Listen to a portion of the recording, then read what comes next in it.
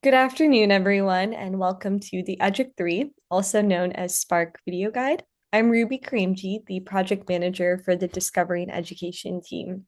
Thank you for joining us to learn about a renewed funding opportunity. Before we begin, I'd like to introduce the panelists for this video. Joining us today will be Dr. Kelly Shepard and Dr. Daisy Zinn from the Discovering Education team. We will also have Mark Ortiz from the Grants Management Office. I'd like to make a few quick announcements before we dive into the content for today. The first is that applications will be due on May 28, 2026 at 2 p.m. PST.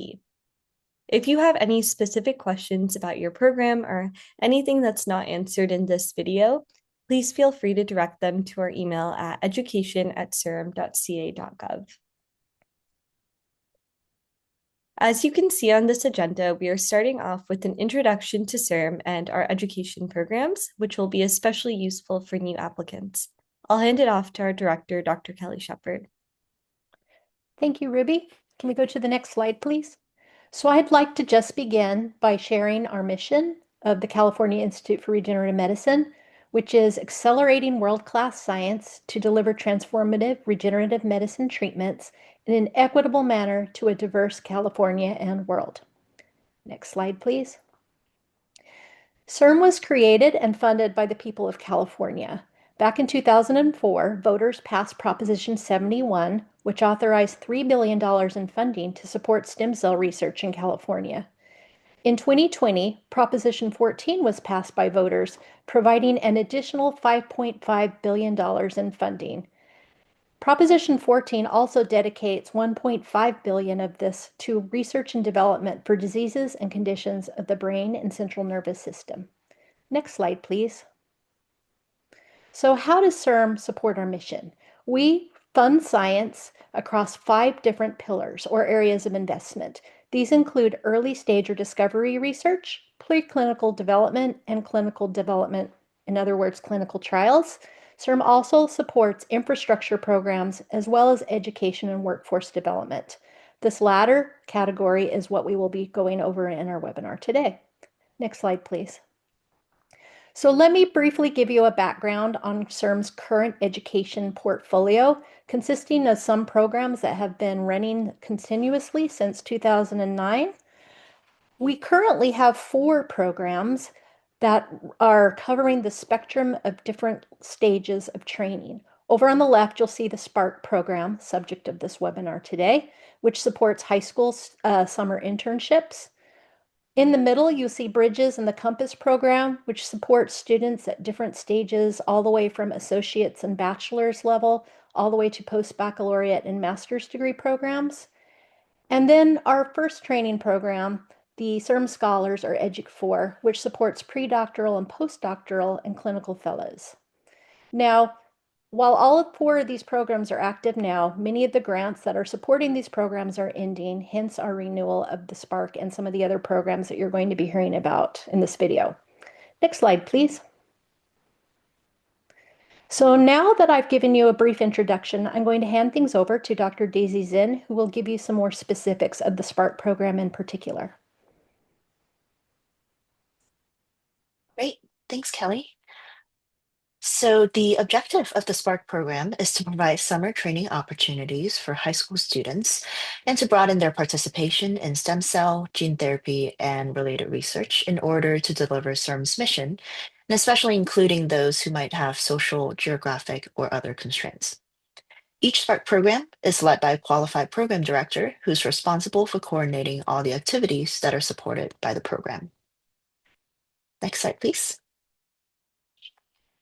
Now, Spark program really is supplementing an existing high school summer internship program at the applicant institution.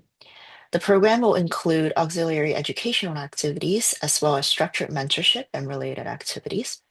And of course, a key part of the experience is the paid internship, patient and community engagement that students take part in, as well as a CIRM conference attendance at the end.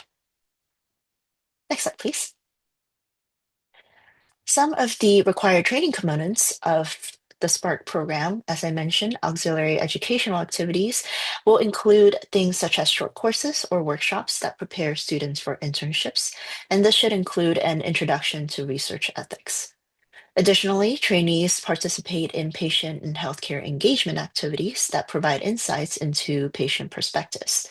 This can include things like classes or lectures on the challenges of therapy development for patients, hospital tours, or engagement with different types of donor drives, such as bone marrow donations or blood donations. Community outreach is another important and required trainee component of the Spark program. These typically include activities to educate communities on issues in regenerative medicine, healthcare, and access. Students often participate in different types of social media engagement. They might volunteer at public health events, present to local K-12 schools, and there will be a required training for students in scientific communication to the public. Next slide, please. Of course, a key component of the Spark programs is the summer internships, and these internships should take place in the host labs or sites at the applicant institution or a partnering institution. And these institutions should have appropriate mentorship and facilities to accommodate high school level trainees. The internships themselves will be on hands-on regenerative medicine related research or activities that are relevant to understanding or treating human disease. And internships typically are up to 12 weeks on the average. For most programs, run about anywhere from 6 to 8 weeks. Some required administrative components of the Spark program include trainee recruitment, where trainees should be identified and placed depending on their qualifications, especially including those who may not have had opportunities due to different types of constraints. Trainees should also be, whoops, there we go. Trainees should also be tracked once they finish the program and become alumni. There will be a mechanism to track and report alumni outcomes, and the details of these outcomes should include things such as college acceptance and choice of major. Knowledge sharing is also another required component of the Spark program. We would love it if the programs can share best practices and other resources, as well as any relevant events that might pertain to different programs. And the knowledge sharing should occur between the EDUC programs as well as CIRM. Next slide, please. One piece of the Spark program that students are always excited to partake in is the annual Spark Conference, which gathers all Spark students across California. This is a culminating summer event, and students get to present their summer research in poster sessions. They attend scientific talks by experts in the field, participate in career panels, and of course, get to network with each other and as well as leading experts in the field. Some other allowable activities of the Spark program, we encourage collaboration with different CIRM infrastructure sites for activities such as tours, workshops, courses, different types of certifications, and community engagement. Collaborating with other organizations to provide that type of content or other activities of value that will complement the Spark program. And Spark students should be counseled for next steps, such as college applications. Listed here are just some of the CIRM infrastructure sites, such as the Alpha Clinics, Community Care Centers of Excellence, Shared Resource Labs, and Manufacturing Centers. And please watch our video guide, which will share in detail how to get in touch with us to collaborate with some of these CIRM resources. All right, and I will next talk about the eligibility for Spark institutions or Spark applicants. So applicant institutions should be WASC accredited academic institutions in California with existing or have had recently had a high school internship program. Other California institutions with regenerative medicine related research programs or other relevant activities for high school students, and the leadership should include a qualified program director. And I will now hand it over to Mark to share about the budget with you. Thank you, Daisy. Hi, everyone. My name is Mark Ortiz. I'm one of the grants management officers here at CIRM and the one assigned to the EDUC3 Spark program opportunity. So happy to share that we have increased the award amount from the previous program announcement. Trainee stipends are now up to $5,500 per trainee, previously $4,500, roughly 20% increase. Same with travel funds, previously $750, now $1,000, which is great. Allows the trainees an opportunity to attend the conference that Daisy shared with you all. And the program administration amount is now 4167, which seems very specific. It's only because we've increased the trainee amount from 10 trainees per summer to 12. So previously it was 40,000 per cohort. Now it's 50,000 per cohort for program administration. And those fees, those not fees, but expenses would cover such things as mentor stipends, supplies, some of the other required activities that Daisy detailed to enhance the education of the trainees. And yeah, total direct cost that you can now put towards the award, 640,000. And you can put an additional 10% of indirect costs on that, bringing the total award amount to 704,000. And now I'll hand it off to Ruby.